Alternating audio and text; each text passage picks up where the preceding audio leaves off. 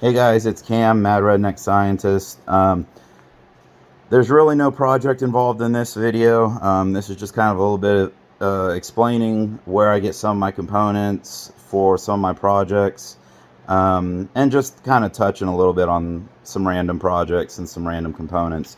So, my business, I handle non-ferrous scrap metal and electronics.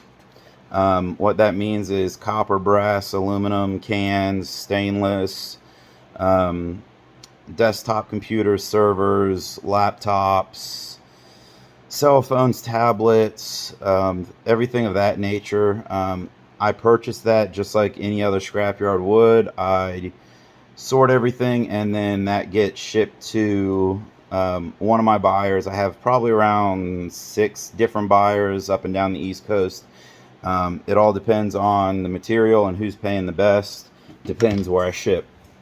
With that being said, my local buyer that I sell all my scrap metal to, I can go down, I can pick stuff out of his yard, I can buy stuff, things of that nature, and you guys should see another video coming up soon of something I bought out of there. So let me cover some of the equipment that I go after for some of my projects. I just got a pretty decent haul, so I'm working with here. So all of this here is all different DIN rail mountable components. All of these in the back, including this first part of this row, are all contactor relays.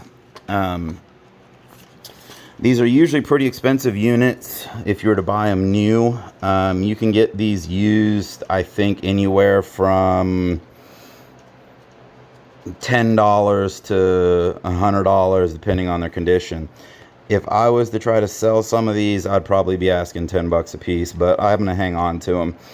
The way these work is you have your input right here, and it's a 24 volt control. So it takes 24 volts to actuate this. It pulls down, makes contact. The thing is these, having a hard time focusing here, especially on something so small. Out of the four sets of contacts, 3 of them are normally open, 1's normally closed.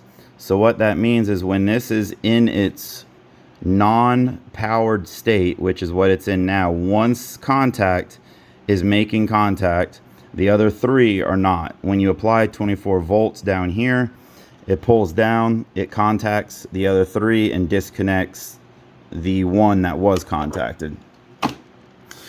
These are pretty similar, just different brand, different models, different power ratings. I mean, they have little additional terminal blocks on them. I got a bunch of fuse holders, just have little fuses in them. They're DIN rail mountable, just 2 terminals, 1 leg, that's it. Those are pretty easy. I mean, not really a whole lot that can go wrong with those other than a bad fuse. All of these I've already tested. All of these work. These are all circuit breakers I got from last week's haul I got from the scrapyard. I haven't tested these. I have no real need for these. All of my projects run off of other circuit breakers. I really don't have much power altering devices, and what I mean by that is I don't have like 480 3-phase that I break down to 24 volts or something like that, where I would need individual circuit breakers within one of my control boxes. I like the fuses. If a fuse goes bad, it's easy to replace, and it lets you know that you have an issue that you need to track down. I have not tested these. They're 24 volt control. They're just little relays. Multiple contacts, 1 set of controls. Same with this one, it's just a little bit bigger unit, different manufacturer, different style. So this is just some of the stuff that I got from this last week's haul. A couple of the other things I got here is I got this unit, which I'm trying to sell. It's actually 3-phase 400 volt input, and it puts out 24 volt DC at 40 amps. And then I got a bunch of other automation equipment, some Allen Bradley stuff, nothing that I'm going to use, way over the top for anything that I'm going to do. I got a bunch of switches. I haven't gone through these yet. I mean, there's some switches, lights, push button lights, just some stuff like that. I haven't really dug through too much of this yet. I just finished this up this morning. So this is still a bucket of stuff I got to go through. So that's just where I get some of my stuff for some of my projects.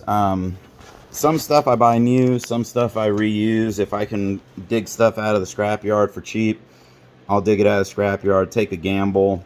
Maybe I can sell it, maybe I can't, maybe I can use it, maybe it's bad. It's a gamble. I enjoy it, and allows me to continue building projects with minimal amount of money spent. So that's just kind of where I get some of my materials for some of my projects, like my can crusher. I have another project that I'm going to go over, a pneumatic can crusher. And I'm going to show you kind of the principles about it. I kind of disassembled that for the control box for the can crusher.